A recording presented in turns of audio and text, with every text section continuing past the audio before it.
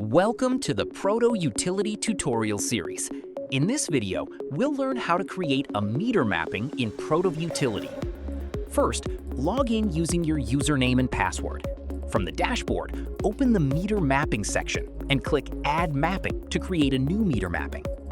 For an individual meter, select the meter type and choose the required meter from the drop-down list. Enter the total fixed charge and total meter rent, then select the tenant. Enter the allocation percentage, which will typically be 100% for an individual meter. Next, select the effective date and end date if required. Once all the details have been entered, review the information and click Save to complete the mapping. After the mapping is created, you can click the Edit icon to update the details, the View icon to review the mapping information, or the Delete icon if the mapping is no longer required.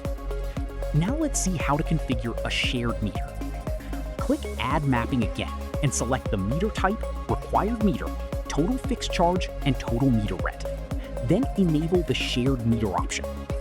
Select the first tenant and enter the allocation percentage. For example, if the meter is shared equally between two tenants, enter 50%. Select the effective date and other required details. Next, add the second tenant, enter the remaining 50% allocation, and complete the required information. Once all tenant allocations have been added, click Save. You can also use the Edit, View, and Delete options to manage shared meter mappings whenever required. To view previously deleted mappings, simply enable the Show Deleted Meters option. That's how you can easily create and manage individual and shared meter mappings in ProtoUtility. Thank you for watching. Subscribe for more ProtoUtility tutorials and contact the ProtoConvert team if you need any assistance.